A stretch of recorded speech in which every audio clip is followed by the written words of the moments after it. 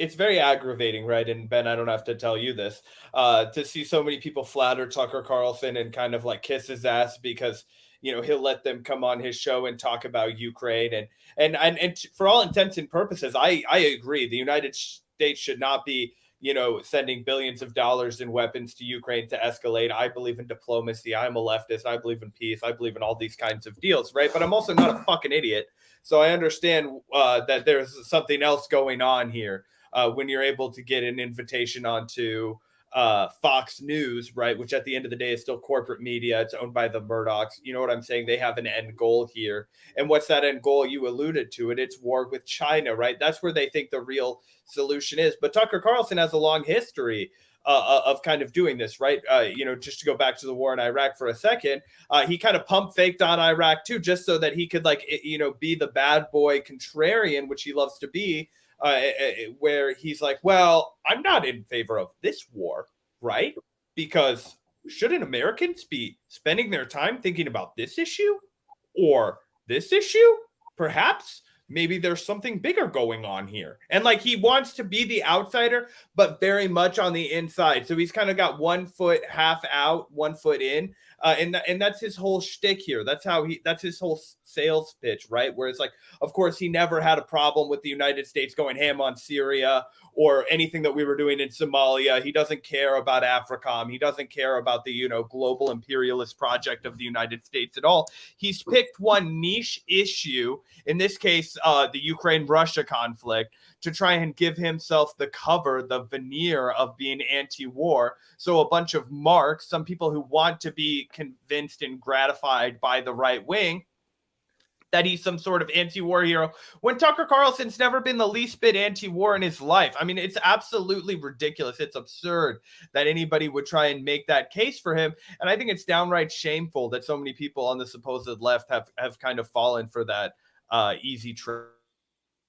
Yeah, actually, we have a example right here. We were going to play this last week. We never got around to it. Interesting. I mean, this is where you and I split from other people who we really, really agree with on pretty much everything else. But on this one, I agree with you that I think that there's a blind spot. And I'm all for them condemning his actual views that they don't like. And there's plenty, again, that I think is pretty distasteful, that I found very offensive, things he said before. But to then do that without recognizing that there was some really substantive critiques and just allowance for perspectives that were not aired anywhere else on critical issues of war and peace, I think that's really disingenuous. So criticize him all you want, but then criticize him for his actual views.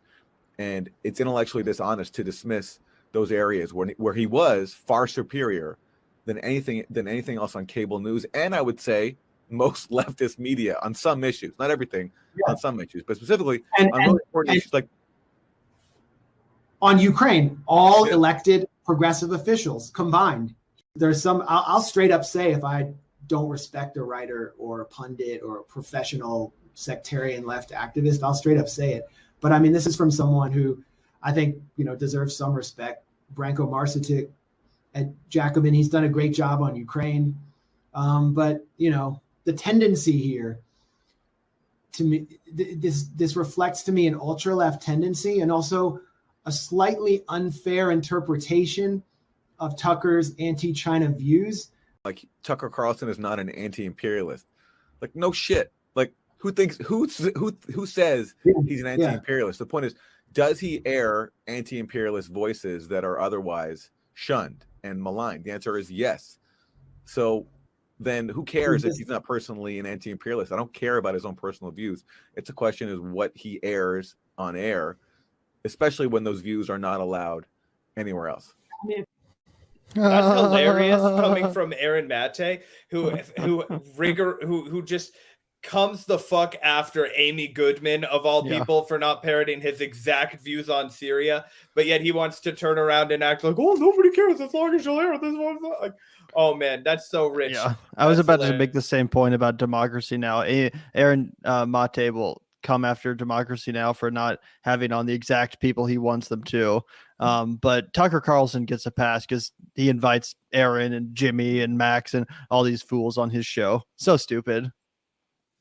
Yeah, I mean, it's just like it's really weird too, the way at the end of the clip, he sort of pivots to saying, like, well, I don't care what his personal views are. I mean, like, you're sort of making it sound like you're talking about views that he's like only expressed in text messages or something. It's like you're talking about the views he's used his wildly popular cable television show to promote that are actually having an influence on American policy. I mean, like this guy, like Tucker. Tucker was actually like a pretty big player in the Republican Party. By the end of his time on Fox. I mean, like to the point that like he was during like the Kevin McCarthy like speaker fight, like he was, like there are reports that McCarthy like called up Tucker to like see what Tucker's conditions were for supporting him as Speaker of the House. And like, so it's like, yeah, he has like real world political influence and this massively popular show at a time when United States, like actual U.S. foreign policy is getting way more hostile to China. Right. Yeah, I thought it was ridiculous too of Max Blumenthal to just brush aside Branko's criticisms of Tucker. His very accurate and insightful criticisms of Tucker Carlson's foreign policy, specifically as it relates to China, because people like Max Blumenthal and Aaron Mate will constantly criticize other commentators and other journalists for their views on China or for warmongering with China. But somehow Tucker Carlson, again, is completely divorced from their criticism of corporate media because he has them on. He has them on their show and their buddies, so they get a pass. Like they kind of say that in that clip. It's like, look, yeah. Sure, he might be by far the most popular cable news host in the United States 2 weeks ago, and uses considerable influence in the Republican Party to push more belligerently anti-China policies. Right. But the important point is that he has anti-imperialists on his show. Right. Yeah, and it's kind of something I've seen as it relates to Trump too. People seem to give Trump a pass on foreign policy because a couple times he kind of dog whistled to the anti-imperialist crowd, completely ignoring his hawkish stance on China. And again, I see this not only as it relates to Tucker and Trump, but the Republican Party in general. A lot of these new age right-wing populists pretend as if the current Republican establishment is more anti-war or more anti-imperialist than, say, the Democrats or the Republican Party of George Bush, but they completely ignore the anti-China posturing, which has become so popular and so just, representative of the status quo in modern day GOP politics. I mean, they're the biggest China hawks out there. Absolutely. I mean, that's, and this is something that, JD Vance had this editorial in the Wall Street Journal, I think, where he said, Trump, he's going to support Trump again because Trump kept the peace as president. There's somebody I've interviewed before years ago, Christian Parenti, who had a article where he was like, they just went after. I saw that article. Yeah, they just like went after Trump because he was like, because he was anti-interventionist. And in that article, at least Parenti, he's not as shameless as JD Vance. He's going to like acknowledge some of the counter evidence, but he does it in this very like sort of rushing off. It's like, okay, he might have done the occasional, missile strike or something, but like overall, it's like, well, no, let's actually look at this. Like, he. As president, he withdrew. Extrajudicially assassinated Qasem Soleimani. Yeah, he assassinated an Iranian general and brought us like probably closer to the break of Iran since the hostage crisis, right? I mean, like that's which would have been just an extreme catastrophe that I don't feel like a lot of people appreciate. Yeah.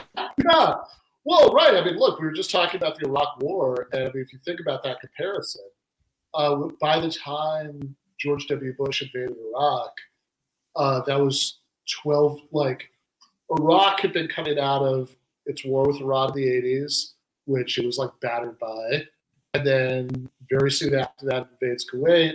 There's the first Gulf War in which it's just decimated, and then it's never allowed to rebuild properly after the first Gulf War. That like between the Gulf War and the invasion 2003, you have like a dozen years of these like really crippling sanctions, of Iraq's air defenses being bombed by the U.S. just like all the time, like these no-fly zones. I mean, like by the time the invasion had happened, the Iraqi military was in really awful shape, right? Like Iran could actually, meaningfully fight back.